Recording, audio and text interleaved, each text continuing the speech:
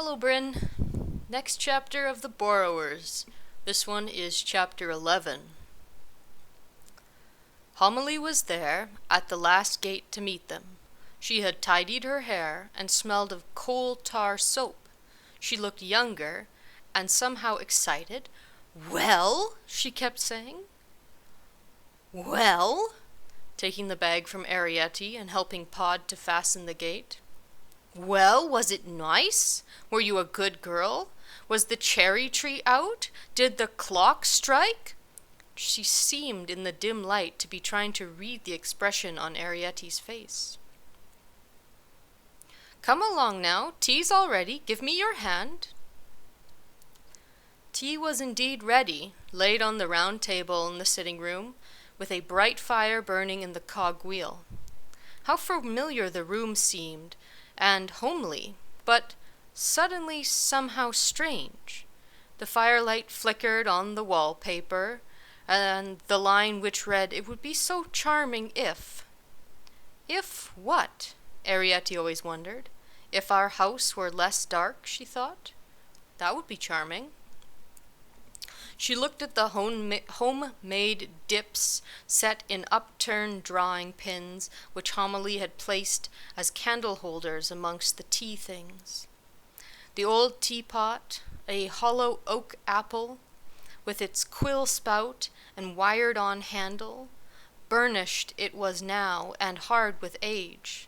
There were 2 roast sliced chestnuts, which they would eat like toast with butter, and a cold boiled chestnut, which Pod would cut like bread.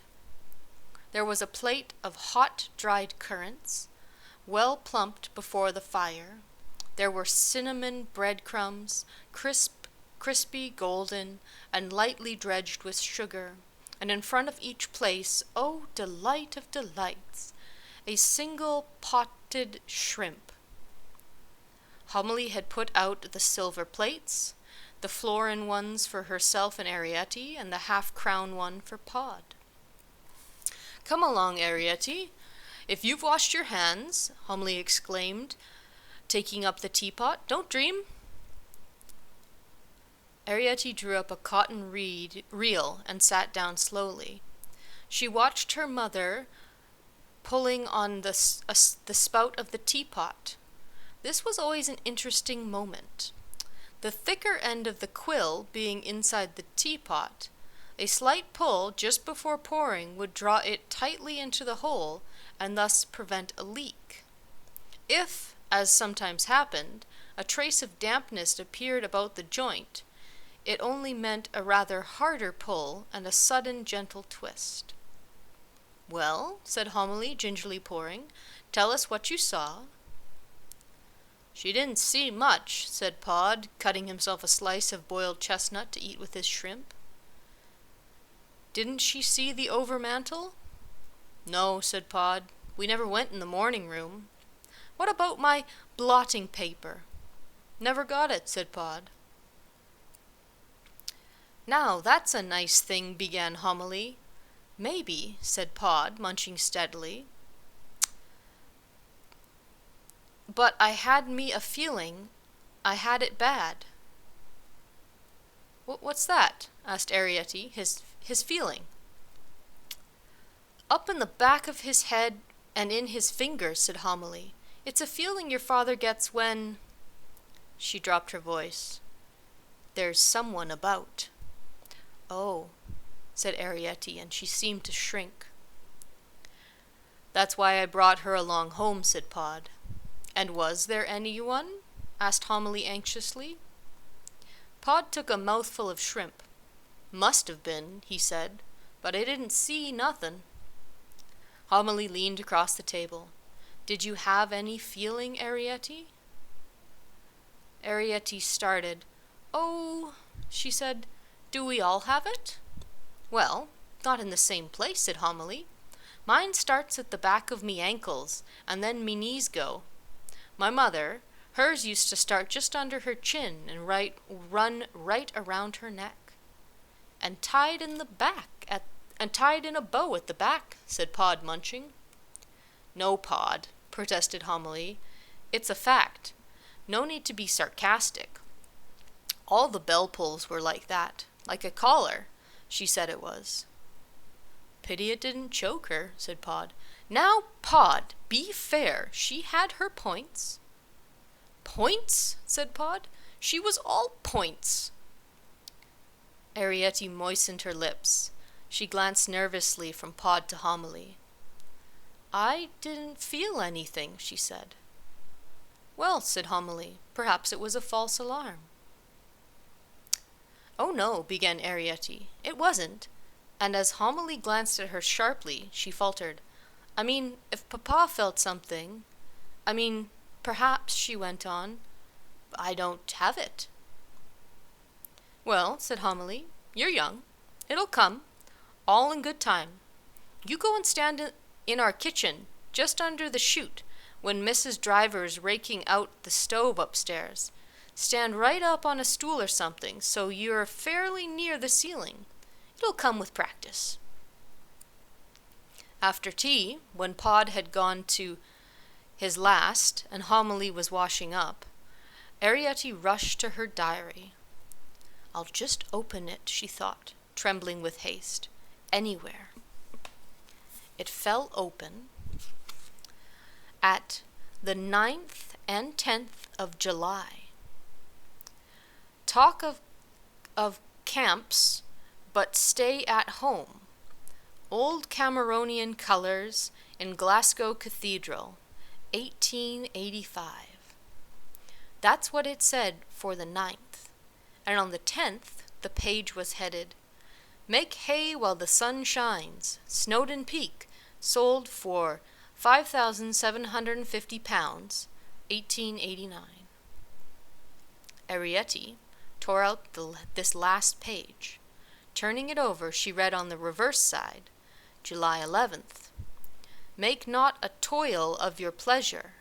Niagara, passed by C.D. Graham in a cask, 1886. No, she thought, I'll choose the 10th. Make hay while the sun shines. And crossing out her last entry, Mother out of sorts, she wrote below.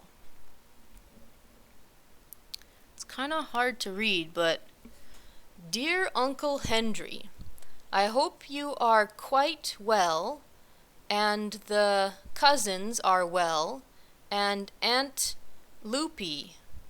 We are very well, and I am learning to borrow. Your loving niece, Arrietty Clock. Write a letter on the back, please. What are you doing, Arrietty? Called Homily from the kitchen. Writing in my diary. Oh, said Homily shortly. Anything you want? Asked Arrietty. It'll do later, said Homily. Arrietty folded the letter and placed it carefully between the pages of Bryce's Tom Thumb, Gazetteer of the World. And in the diary she wrote, Went borrowing. Wrote to H. Talked to B. After that, Arrietty sat for a long time staring into the fire, and thinking and thinking and thinking. That is the end of chapter 12. There is an image of the July 10th piece of paper that Arrietty has here, which made it hard to read, but I'll show it to you now.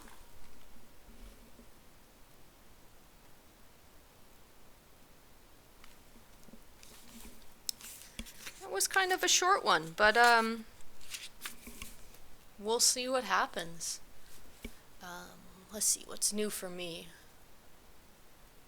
Well, this weekend, triathlon on Saturday, which is going to be new and potentially good fun. We'll see. Mom is lending me her bicycle. And, oh yeah, I tried on some of your old wetsuits, and none of them fit. But Mom's taking one, so I'll just have to suck it up and swim in the cold lake. Oh, and I crashed my bicycle on Monday, can you see the bruises and the scrapes? That all happened through a long sleeve shirt. I was cycling and I had a bag full of some items that I had refilled at that shop where you can refill things. The Better Good, that's the one. And I was cycling. There was this little wrought iron fence thing with the spikes on it, and it was leaning into the bike path, and I had my bag, and it got caught on it, ripped the bag, tossed me off the sidewalk onto the street. Luckily, kind of caught myself, but still. Bah! Stupid gate thing. Okay. I hope you enjoyed the chapter. I will talk to you another time. Bye. Love you.